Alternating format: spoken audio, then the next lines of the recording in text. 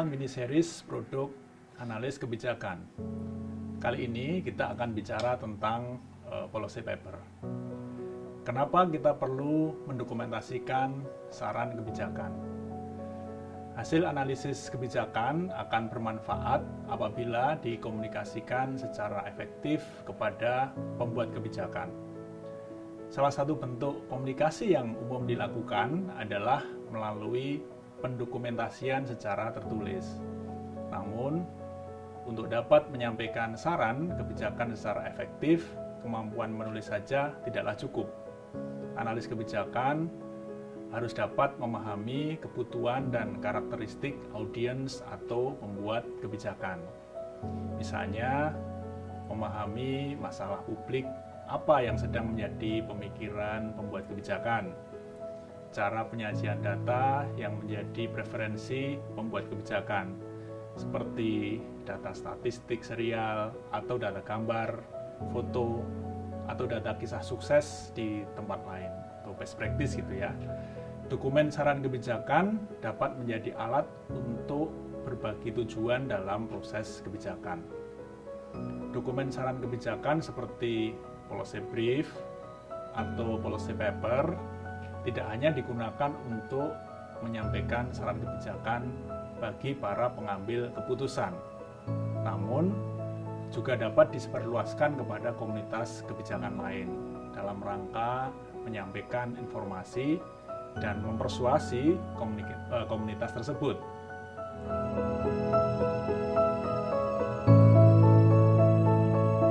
Policy paper merupakan analis atau penelitian kebijakan yang didesain untuk menjawab pertanyaan penelitian yang relevan dengan kebijakan. Dokumen ini berisikan bukti atau evidence yang dikemas dalam serangkaian data dan informasi, serta analisis yang dapat digunakan sebagai bahan pertimbangan dalam setiap tahapan kebijakan atau policy cycle. Oleh karena itu, dapat dikatakan jika policy paper lebih bersifat akademis jika dibandingkan dengan policy brief, karena policy paper memberikan perhatian yang lebih pada tinjauan akademis terhadap argumentasi tertentu dan juga penilaian-penilaian subjek tertentu berdasarkan pertimbangan intelektual dan kriteria intelektual.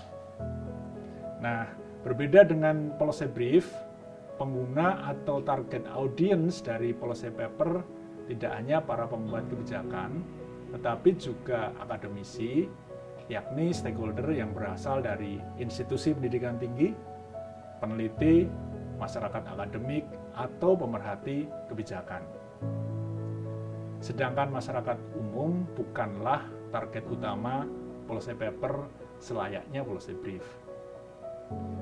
Policy paper sebagai salah satu bentuk dokumen kebijakan tentu dapat digunakan sebagai saran kebijakan dalam setiap tahapan kebijakan publik.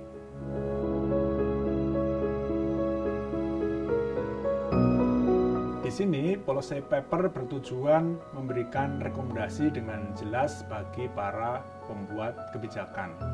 Karena policy paper merupakan dokumen penelitian yang berfokus pada isu kebijakan tertentu dan memberikan argumentasi komprehensif serta persuasif pada sebuah rekomendasi kebijakan.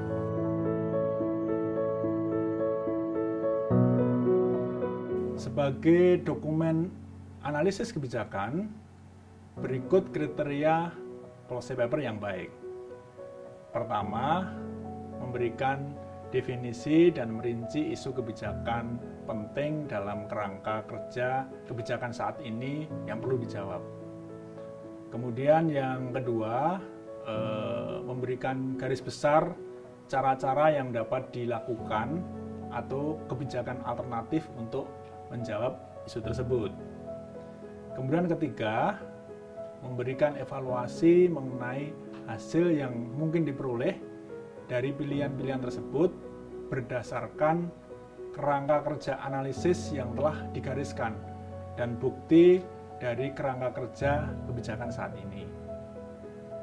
Kemudian yang keempat, memilih alternatif yang lebih disukai atau rekomendasi kebijakan dan memberi penjelasan serta alasan kuat mengapa pilihan tersebut adalah pilihan kebijakan yang terbaik.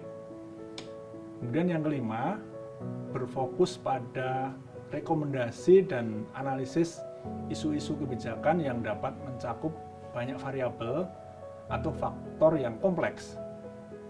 Kemudian keenam, debat mengenai teori dan hasil penelitian kebijakan. Serta selanjutnya, ketujuh, menggunakan terminologi yang dipergunakan dalam ilmu-ilmu sains yang terkait dengan isu publik yang dibahas. Dapat sangat teknis dan akademis dalam hal ini. Kemudian yang kedelapan, ini dapat didukung oleh penelitian primer. Dan yang terakhir, 9, jumlah halaman kurang lebih 60 halaman.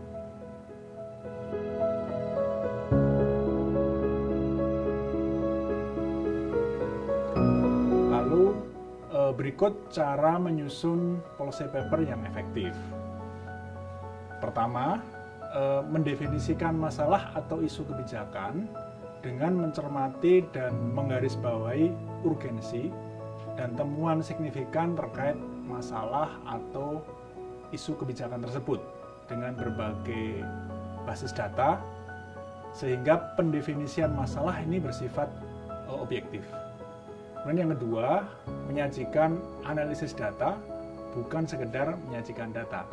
Pada tahap ini perlu ditunjukkan bagaimana penulisan policy paper sampai temuan atau rekomendasi melalui analisis data kualitatif dan kuantitatif. Kemudian yang ketiga, buatlah kesimpulan dengan hati-hati agar tidak terjadi kesalahan dalam melakukan interpretasi.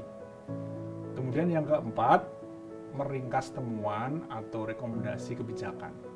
Rekomendasi kebijakan dirumuskan secara spesifik untuk memecahkan masalah yang juga spesifik. Nah, di sini hindari generalisasi. Kemudian nomor 5, merumuskan kriteria untuk mengevaluasi data. Hal ini penting untuk menjelaskan asumsi kunci dan metodologi yang mendukung analisis. Prioritaskan kriteria yang digunakan. Kemudian yang keenam, dalam rekomendasi kebijakan sebaiknya disertai dengan pengembangan teori perubahan dan menganalisis opsi-opsi serta trade-off-nya. Kemudian yang ketujuh, data dikumpulkan berdasarkan metodologi ilmiah dan juga dilakukan validasi tentu saja.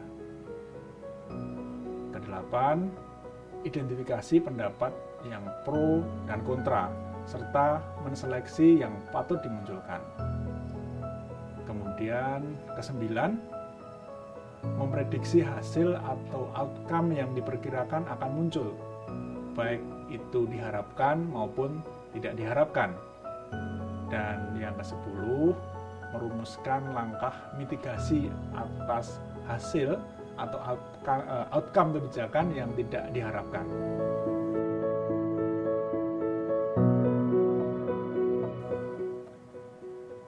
Berdasarkan Peraturan Kepala Lembaga Administrasi Negara Nomor 28 Tahun 2017, berikut sistematika penulisan sebuah policy paper.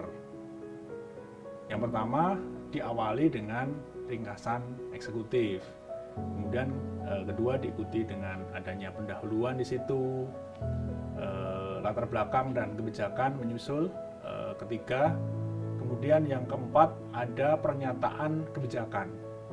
Kemudian yang kelima, tentu saja harus ada pembahasan. Kemudian keenam, kesimpulan dan rekomendasi. Ketujuh, apa referensi yang digunakan. Kemudian yang kedelapan adalah lampiran. Serta terakhir, menuliskan biografi singkat penulisnya.